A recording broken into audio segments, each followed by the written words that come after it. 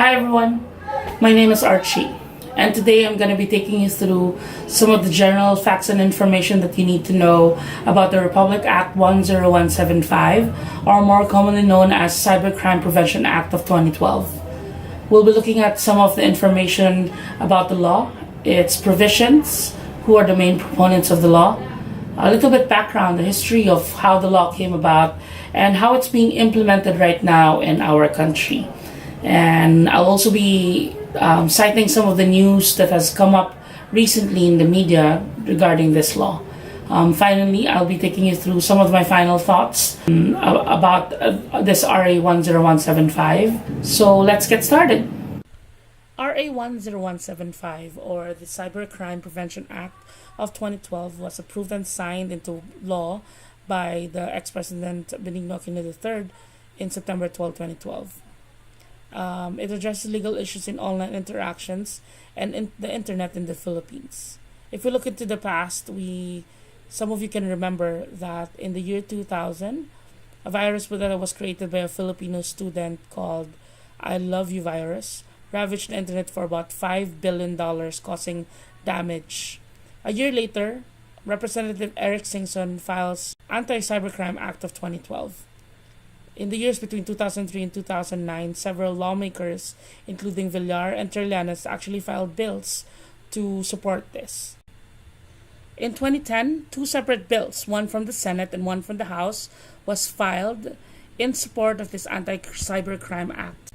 In 2011, the House approves its bill on the third reading, and fast forward to 2012, the Senate approves its own bill about this. And later on that year, President Aquino signs the bill into law. As was mentioned, the main proponents of this law is Senator Edgardo Angara and also Susan Yap Sulit and 30 other co-authors of the House bill. In the provisions, divided into 31 sections across 8 chapters, it criminalizes several types of offenses that are listed here. It has a universal jurisdiction, which means that anything that was committed within the Philippines, even if it's partly the device being partly in the Philippines, is covered under this law. Any crimes committed in this, meaning online, will be actually 1 degree higher compared to its normal penalties in the penal code.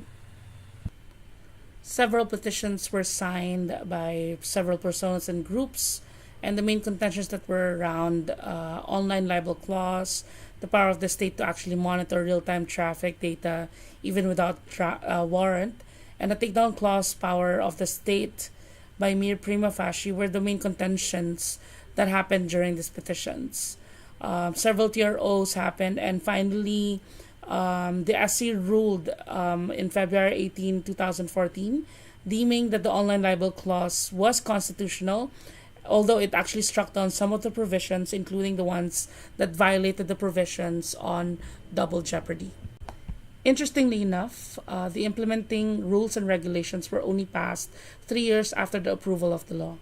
And it also means that it doesn't apply to things posted before it was ruled constitutional, which was mentioned early in 2014.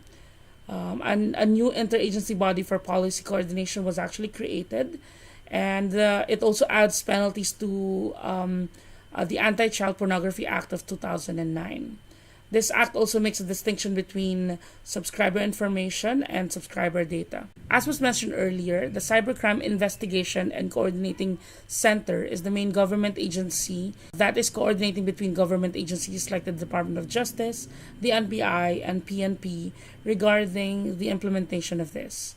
We also have heard in some of the news lately that the PNP ACG is the main group that actually does the implementation here. It's called the Anti-Cybercrime Group.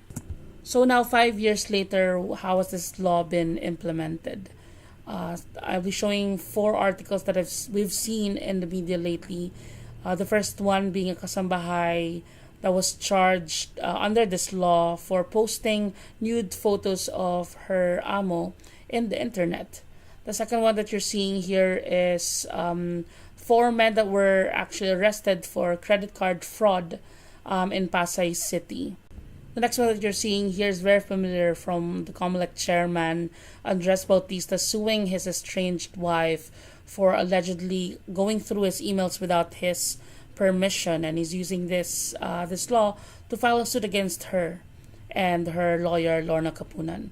Lastly, involving the Marawi crisis, cyber sedition is a form of cybercrime that makes use of online means and activities to plot against the government. You can access the link below on my Prezi to see details of all of this. Now that we've looked at all of that, what are my final thoughts? I think generally the law really addresses and hits to the point what its main objectives is. And that is to make sure that crimes in the cyberspace do not go unpunished. Prior to 2001, or even prior to 2012 when it's finally been enacted, the cyberspace has been a lawless place. No rules, anyone can just post anything or commit anything with anonymity, and that is a scary thought. But I think, generally speaking, what the law aims to do in terms of making sure that people are held accountable towards crimes that they commit in the cyberspace is being hit here.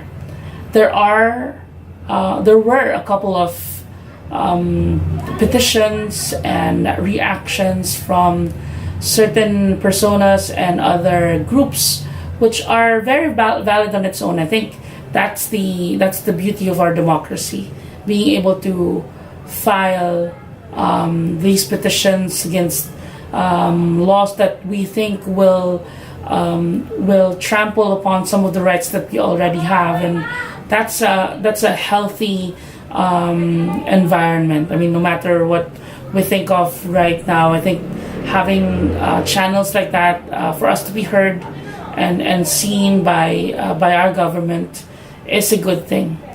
Having said that, knowing that the Supreme Court has already ruled its final findings about the constitutionality of some of these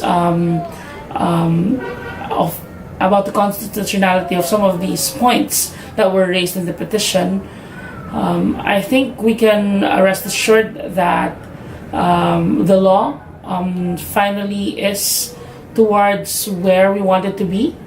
Although it took some time for the implementing rules and regulations to be published, I think 3 years exactly. It's finally here, and as you can see from some of the news that I discussed earlier, we do have these measures already, and I think it is preventing or at least scaring some of these criminals to be doing acts like this just carelessly. So in my opinion, the law is what it is right now, and it has its merits, most of its merits, and we can still maintain a healthy discussion around it. I do believe that some of the points about our privacy and freedom of expression need to still be in discussion. I think there are still some petitions and appeals that are happening right now. One thing is for sure, I think this particular project, this particular video has enlightened me towards how I can actually be involved in discussions like this in our country. I think it's healthy. I think it's something that we all need to be part of in our own little way. We don't have to be a congressman or a senator to be able to influence a law like this.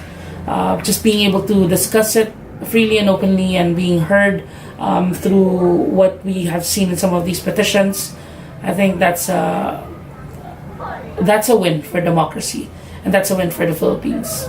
Thank you.